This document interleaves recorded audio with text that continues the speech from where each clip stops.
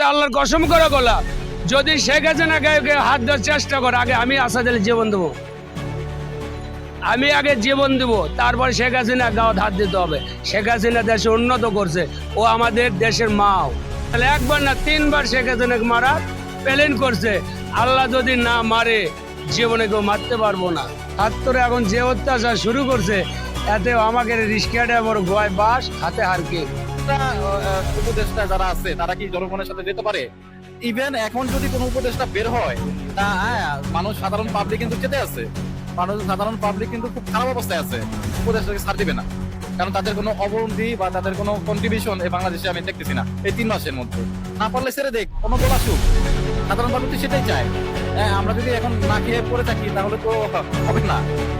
ছাত্ররা কোনো ভালো কাজ করে নাই, এটা ছাত্র নামে একটা বন্ডামি ওনারা শুরু করছে। এই বন্ডামিটা বন্ধ করলেই দেশটা ভালোভাবে চলবে ইনশাল্লাহ। তোমরা ছাত্ররা যা করতেছ কিন্তু সময় আর ফল তোমরা পাবা। খায়া বাঁচতে চাই কিন্তু এটা তো আমরা পাইতেছি না। উনি প্রতারণা করে কইছে আমাদের ভালো রাখবো, এটা কথা আমরা চোরে রেখে দিয়েছি।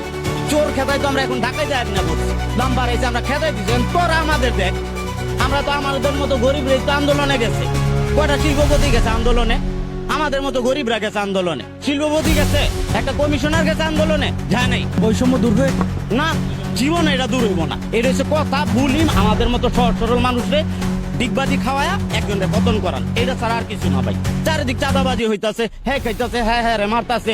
এই আন্দোলনে দেশ স্বাধীনের ঘোষণা দিছি আমি, রাজু ভাস্কর্যে উপর দাঁড়ায় সারাদিন স্লোগান দিছি আমি, শাহবাগে মারামারি করছি আমি, শাহবাগে গুলিবিদ্ধ রুগীর নিয়া ইব্রাহিম কার্ডিয়াক জেনারেল হাসপাতালে লয়ে গেছিলাম আমি, শেখ হাসিনার বাড়িতে আক্রমণ করছি আমি, শেখ হাসিনার বাড়ি আগুনটা জ্বালাইছি আমি। আমার বাসী হোক, আমি মরণ ডরে না। কেন মরতে যাচ্ছেন একটু বলেন? আমি মরতে চাইতেছি। আপনি যেহেতু আন্দোলনে অগ্রণী ভাগে ছিলেন, এই যে যারা সমন্বয়ক তাদের নজরে কি আপনি তাদের নজরে যাওয়ার জন্য আমি বহুতভাবে চেষ্টা করছি, তারা এখন বড় হয়ে গেছে, তাদের কাছে এখন যাওয়া সম্ভব না। আমি রাজুতে যাবো, 24 ঘন্টার আলটিমেটাম, 24 ঘন্টা পরে আমি ফাঁসি দেবো। আওয়ামী লীগ কালকে মিছিল করতে কোথায়?